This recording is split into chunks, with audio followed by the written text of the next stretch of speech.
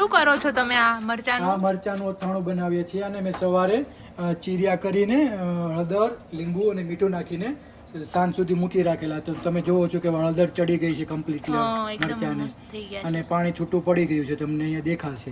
બરાબર છે. હવે આને આપણે અલગ કાઢીને સુકવવાના. નિતારીને સૂકવે નહીં તો ચાલે, ફ્રેશ ખાવાનું હોય તો ચાલે. બરાબર. સૂકવીને હવે એમાં આપણે મસાલો મિક્સ કરીશું મરચાંનો.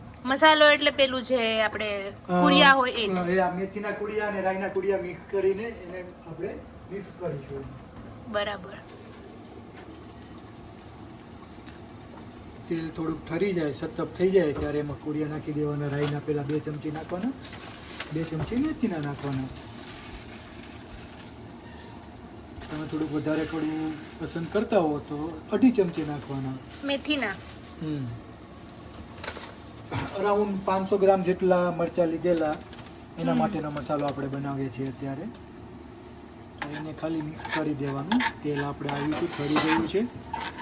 બસ હવે એને મિક્સ કરીને પડ્યું રહેવા દેવાનું. એટલે એ ગરમ સતત તેલમાં પીળું શેકાઈ જાય. અચ્છા, એટલે ગરમ તેલમાં નહીં નાખવાના. ગરમ તેલમાં નહીં નાખવાના. તેલ ગરમ કરીને હળદર અને હિંગ નાખી દેવાની થોડીક ચપટી, અને પછી એને ઠરવા દેવાનું. એકવાર ઠરી જાય પછી એમાં નાખી દેવાના કુડિયા. બરાબર.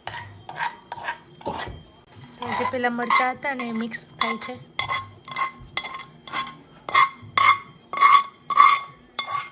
કરીશું. હાથથી મિક્સ કરો તો વધારે સારું રહેશે. હા, એકદમ સરસ મિક્સ થઈ જશે. પેલાનો અવાજ વધે.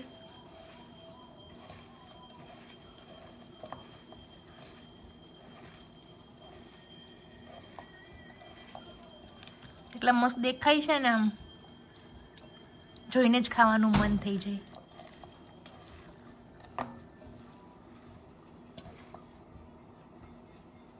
તમારું મરચાંનું અથાણું રેડી છે. 1-2 દિવસ થશે એટલે એમાં મેથીની કડવાશ હશે એ જતી રહેશે. બરાબર છે. તો 2 દિવસ પછી તમે ખાઈ શકો. તમે અત્યારે પણ ખાઈ શકો, પણ થોડું કડવું લાગે મેથીના હિસાબથી. બરાબર. જો તાજા ખાવા માટે બનાવ્યા છે, તમારે થોડી ખટાશ નાખી હોય તો તમે ઉપરથી લીંબુનો રસ થોડોક નાખી શકો. અચ્છા.